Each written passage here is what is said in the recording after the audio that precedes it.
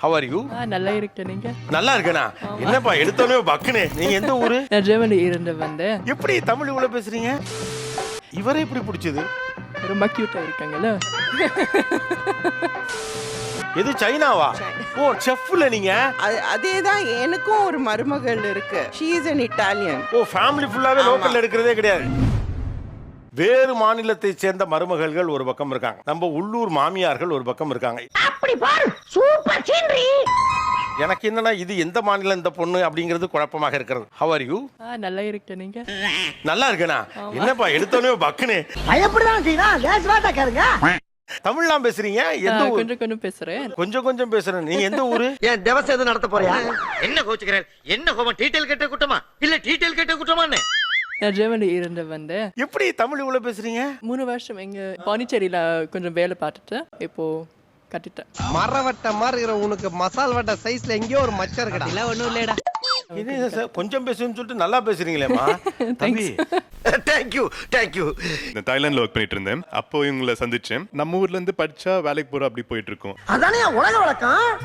அவங்க ஊர்ல படிச்சு முடிச்சுட்டு ஒரு வருஷம் உலகம் சுத்திட்டு அதுக்கப்புறம் வீட்டுக்கு வந்து வேலை பார்க்க ஆரம்பிப்பாங்க. நல்லா இருக்க. அந்த மாதிரி அவங்க உலகம் சுத்தத்துக்கு வந்தப்போ நான் அவங்கள சந்திச்சேன். ரொம்ப பிடிச்சு போச்சு அவங்களுக்கு நம்ம ஊரு. தம்பி எப்படி கரெக்டா கண்டுபிடிச்சீங்க?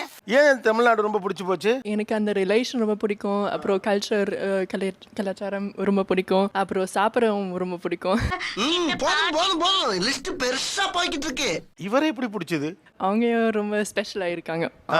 அவங்க நிறைய திங்ஸ் ரொம்ப கியூட்டா இருக்காங்கல்ல.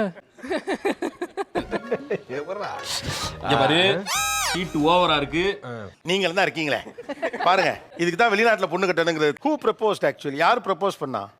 நான் மைண்ட்ல ப்ரப்போஸ் பண்ணேன்.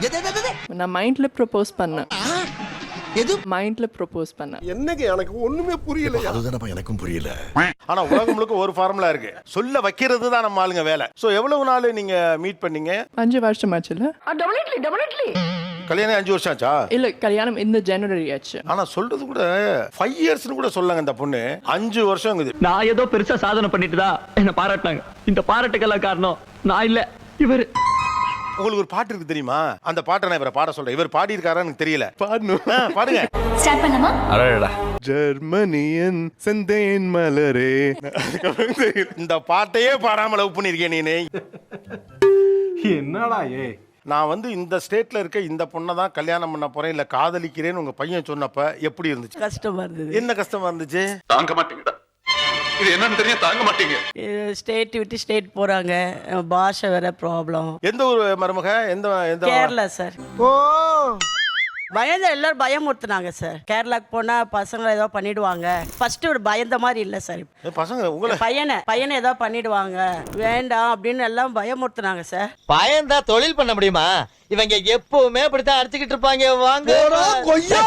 ஆனா எங்க பையனுக்கு ரொம்ப பிடிச்சிருந்தது. கூட்டி அந்த காட்டினாரா? படிச்சுட்டு இருந்தாங்க சார். எனக்கு தெரியாது. அப்புறம் வேலை பார்த்தாங்க. அப்பதான் வந்து இவங்களுக்குள்ள பழக்கம் போல. பொண்ணு எப்படி?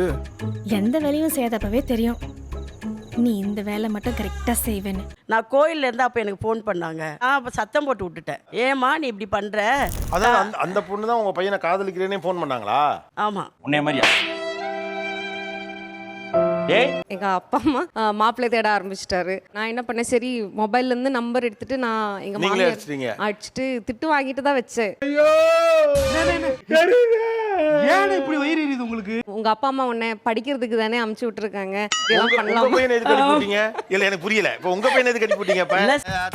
அதாவது ரசாயன கெமிக்கல் என்னப்பா அது பெரிய தொல்லை. திட்டுறதுக்கு நீங்க என்ன சொன்னீங்க? கம்முனு தான் இருந்தோம். ஃபர்ஸ்ட் எல்லாம் கம்முனு தானே இருக்கணும். நமக்கு காரியம் கம்முனு தானே இருக்கணும். எங்க ஹஸ்பண்டே சொல்லிட்டாங்க, எங்க அம்மா ஃபாலோ பண்ணிட்டு இரு எல்லாம். ஆனா உங்க பையன் ரொம்ப தெரியுங்க. லவ் மட்டும் தான் அவன் பண்ணிருக்கான். மீதி அவ்வளவு வேலையும் உங்க மருமகள்கிட்ட கிட்ட கொடுத்துட்டான். அதான் வர்க்கீஸ். அப்புறம் எப்படி கடைசியில ஒத்துக்கிட்டீங்க நீங்க? அவங்க வீட்டுக்கு கூட்டு போயிட்டாங்க சார். அவங்கள அப்பதான் அழ ஆரம்பிச்சான். சரி விடுறா மறந்துடுறா, அதுக்கு ஒரு தங்கச்சி இருக்கு இல்லையாடா. அதெல்லாம் நீ சொல்லக்கூடாது. ஏன் சொல்ற நீ? அதெல்லாம் நீ சொல்லக்கூடாது. நான் இல்லம்மா என்னால விட முடியும், என்னால நான் அழுதுட்டே இருப்பேன். யார் சாமி இவன்?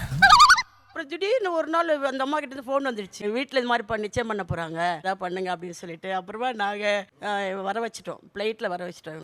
என்னால நம்பவே முடியலப்பா. படிக்க வந்த ஆளு நீ ஏன் லவ் பண்ணேன்னு கேட்ட நீங்க எப்படி அந்த பொண்ணை அங்கேருந்து நீ வா பாத்துக்கலாங்கிற அளவுக்கு நம்பிக்கை கொடுத்து மருமகளை கூப்பிட்டு விட்டீங்க? எனக்கு வேற எந்த வழியும் தெரியல.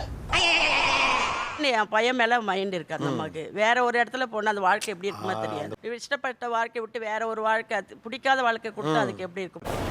நீ நல்லவையா. சிஸ்டர் முறை வேணும். லீய வந்து சைனால இருந்து. எது சைனாவா? ஓ செஃப்ல நீங்க. ஓ இப்பதான் அவரை பார்த்தோன்னே ஞாபகம் வருது. Okay okay.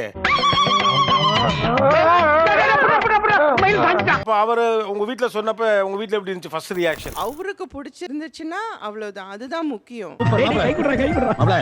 எனக்கும் ஒரு மருமகள் இருக்கு. She is an Italian. ஓ ஃபேமிலி ஃபுல்லாவே லோக்கல்ல எடுக்கிறதே கிடையாது. ஒரு சைனீஸ் மருமக, ஒரு இட்டாலியன் மருமக. ஆமா. ஏகா சார் இங்க என்ன நடக்குது? ஒரே குழப்பமா இருக்கே. வேறு மாநிலத்து பொண்ணை காதலிக்கிறேன் அப்படின்னு சொன்னப்ப எப்படி இருந்துச்சு? ரொம்ப சாக்கா இருந்துச்சு. இருக்கும்டா. ஓ நீங்க எந்த ஊரு? நாங்க வந்து காரைக்குடி பக்கம். மருமக எந்த ஸ்டேட்? ஒரிசா. ஒரிசா. டேய் டேய் பாலுலாவே கோல் போடுறியடா. எங்க ஹஸ்பண்டுக்கு கொஞ்சம் கூட விருப்பமே இல்ல, அதனால வேணாம்ப்பா அப்படின்னு நாங்க சொன்னோம். அம்மா அப்பா வேணான்னு சொல்லிட்டாங்களே அப்படின்னு அவன் எங்களுக்கு தெரியாம அவன் மேரேஜ் பண்ணிட்டு வந்துட்டான்.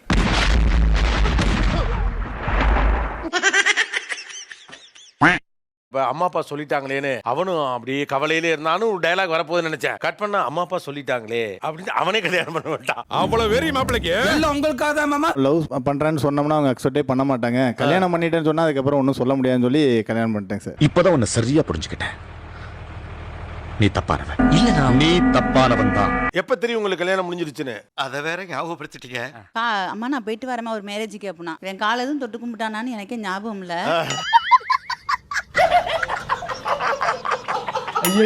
பத்திரமா போமா, பார்த்து போ சாமி அப்படின்னா திடீர்னு ஊர்ல இருந்து போன் வந்துச்சு, நம்மள ஏதோ அவங்க பையனுடைய மேரேஜ் ஒரு போட்டோ இருக்கு அப்படின்னு.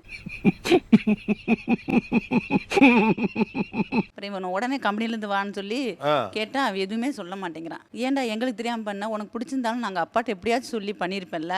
நீ சீப்பாலா இருந்திருக்க.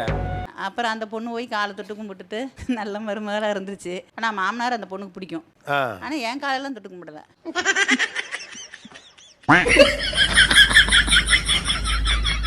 சீக்கிரட் தான் வச்சிருந்தேங்க சார். 4 மாசம் 5 மாசமா மேரேஜ் பண்ணதே தெரியாம வச்சிருந்தேன்.